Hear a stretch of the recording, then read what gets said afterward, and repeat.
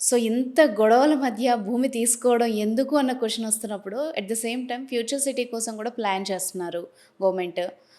అందులో కూడా ల్యాండ్ ఉంది. At the same time real estate ఎక్స్‌పర్ట్‌గా మీరు కూడా ప్రభుత్వ నిర్ణయం మంచిదే ఒకవైపు.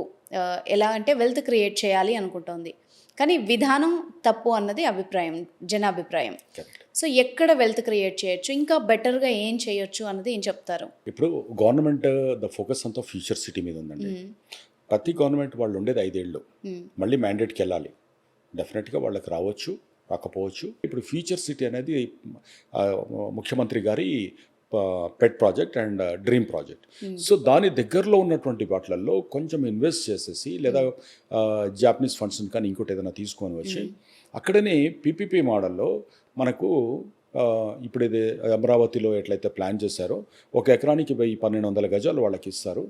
మిగతాది ఒక 1000 గజాలు వీళ్ళ గవర్నమెంట్ దగ్గర ఉంటుంది. ఇంకో 2000 గజాలు ఈ డెవలప్మెంట్కి కానీ వీటన్నిటికి వెళ్తాయి. అక్కడ హ్యూజ్ దాన్ని మనం క్రియేట్ చేయొచ్చు. సో ఒక మంచి ప్రాజెక్టుని కనుక దీంట్లో మీకు ఇంత ఇంత జరుగుతుంది, ఇవాళ మీరు అమ్ముకుంటే ₹1,00,00,000 వస్తాయి. బట్ అది కాకుండా ఇదంతా జరిగితే మీకు 2,00,00,000 వస్తాయి, 3,00,00,000 వస్తాయి, ప్లస్ మీ పిల్లలకు అక్కడ ఉద్యోగాలు వస్తాయి అనేది ఒకటి మంచి తయారు చేసి అది సిన్సియర్గా దాన్ని కనుక మనం మాస్టర్ ప్లాన్ని కనుక పబ్లిక్ హియరింగ్లో పెట్టి కనుక చేయగలిగితే ఉంటుంది. అయితే ఇవన్నీ కూడా లేట్ అవ్వకూడదు.